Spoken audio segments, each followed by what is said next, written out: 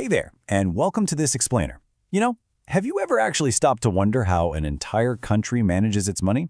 I mean, we all know how to balance our own personal checkbooks, or, well, at least we try to, right?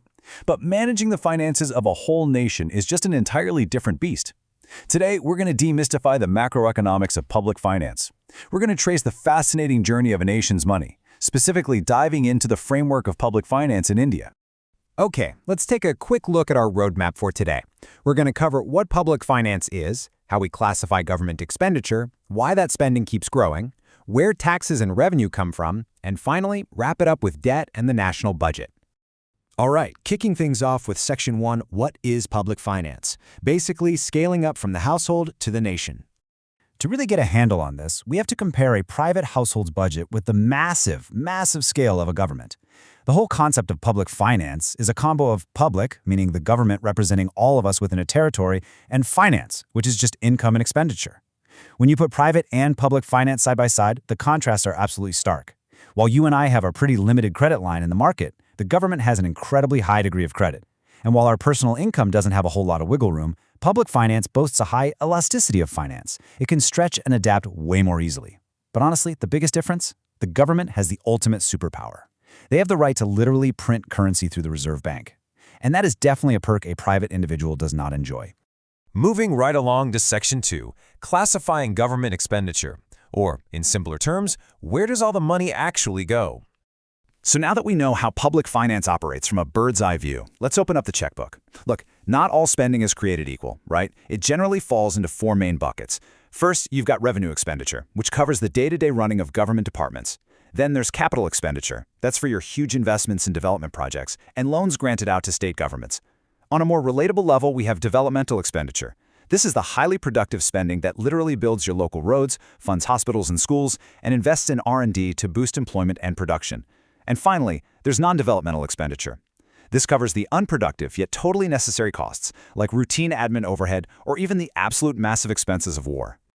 Which brings us to Section 3, why government spending grows. We're looking at the escalating costs of a modern nation. Let's look at how this builds into an ever-expanding bill over time. Now, check out the sheer scale of the numbers here. It's honestly kind of mind-blowing. You can visually see this tremendous growth in India's total public expenditure.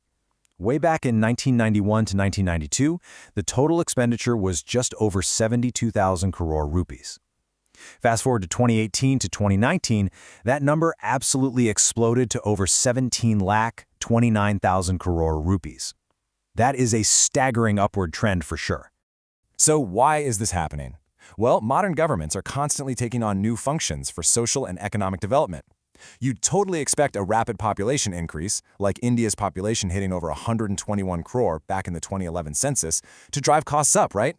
Growing urbanization and inflation also force the government to spend way more on water, roads, and everyday goods. Increasing defense expenditure, even when there isn't a war going on, is another huge factor. But here is a really fascinating one. The simple spread of democracy itself is a massive expense. Organizing regular, nationwide elections and just maintaining a democratic machine costs an absolute fortune. All right, shifting gears to Section 4, taxes and revenue sources. Essentially, how the government collects the cash to pay for all this. So if the government is dropping all this money on a growing population, elections, and infrastructure, where is the cash actually coming from? Let's define the primary revenue source with a slightly provocative thought from Professor Tayssig. He stated that the essence of a tax is the absence of a direct quid pro quo between the taxpayer and the public authority. Okay, what does that actually mean for you? It means when you pay a tax, it's a compulsory contribution, but you don't get a specific personal service just because you handed over your hard-earned money. You can't just pay your income tax and demand the government come pave your specific driveway in return. But on the flip side, while taxes are compulsory contributions without direct returns, the government also brings in what we call non-tax revenue. This is cash received from public enterprises, gifts, grants, and admin fees. A perfect example of non-tax revenue is a specific fee or a price. Unlike a tax, a fee is paid in return for a certain specific service, like when you pay an education or a registration fee. Similarly, when you pay a set price to ride the public railway, you are providing non-tax revenue directly to the government in exchange for that train ride. Grounding this macroeconomic theory in your everyday life, just take a look at a standard restaurant receipt here, complete with GST, the Goods and Services Tax. This brilliantly illustrates how indirect taxes are just woven right into the fabric of our daily purchases. GST actually replaced a super complex web of older taxes to create one comprehensive tax base with nationwide coverage. So every single time you buy a meal or a service, a portion goes to the central government, the CGST, and a portion goes to the state government, the SGST, feeding directly back into that massive public revenue pool we just talked about. And that leads us into our final stretch, Section 5, Debt and the Budget. This is all about balancing the nation's checkbook. Having looked at both the massive expenditure and the diverse revenue pile, we got to look at the final master plan. I really want you to think about this crucial dilemma. Realistically, as a nation grows, its expenses almost always exceed its income. The government wants to build more, develop more, and support its citizens more, but tax revenue only stretches so far. So what actually happens when the money coming in just doesn't cover the money going out? When the government needs to cover that gap, they take on public debt. In fact, raising debt is arguably the most common activity of any modern government. To do this, they basically have two main options. First, they can borrow internally, from local citizens, domestic banks, and financial institutions, using their own domestic currency. This is generally much less complex to manage. Or they can take on external debt. That means borrowing from foreign governments or giant international organizations like the World Bank. This involves using foreign currency and is incredibly complex to manage, though it's entirely necessary for those massive, game-changing development projects. This whole massive balancing act is finalized in the government budget, which presents modern governments with three choices. They could aim for a balanced budget where estimated receipts exactly equal expenditure. That's the old classical ideal championed by Adam Smith, viewed as perfectly neutral.